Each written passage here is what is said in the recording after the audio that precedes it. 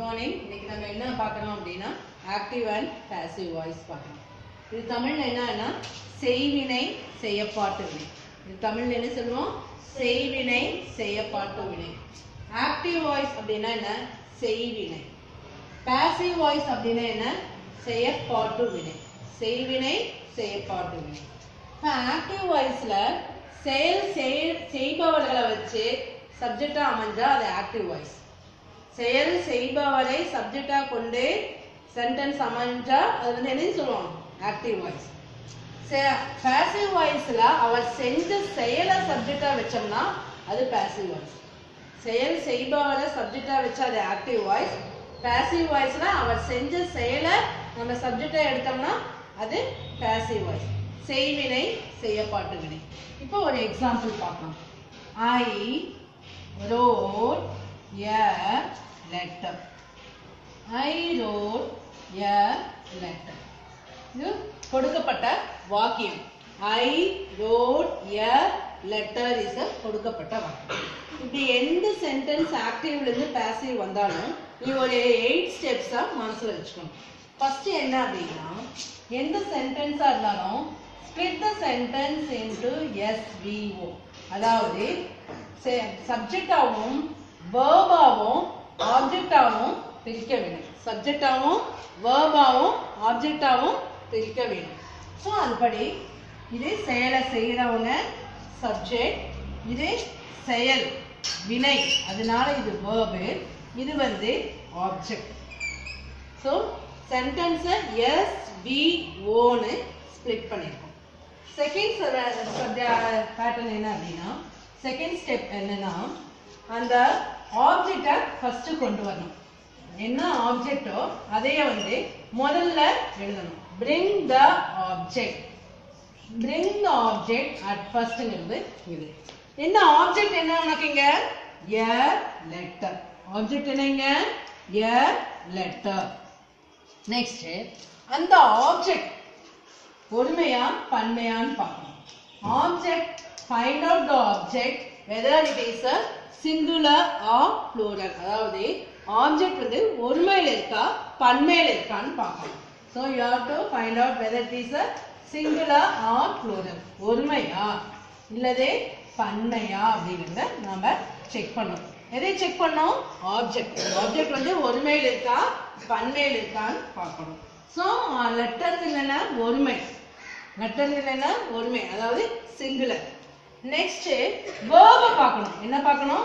verb. verb என்ன? here wrote. wrote வந்து என்ன டென்ஸ்ல இருக்கு? present tenseல இருக்கா, past tenseல இருக்கா, இல்ல past participle இருக்கான்னு சொல்லணும். present tenseனா என்ன? write.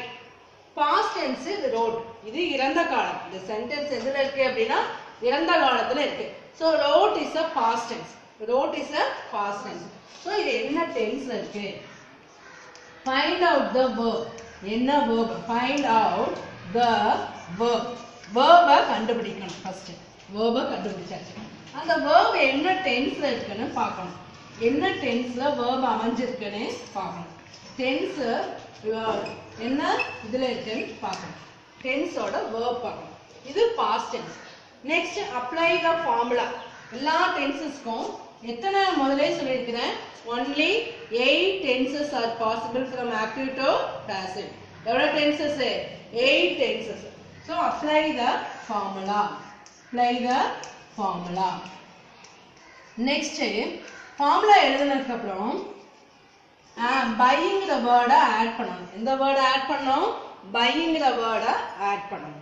எட்டாவது ஸ்டெப் என்ன அப்படின்னா அந்த object bring the subject first.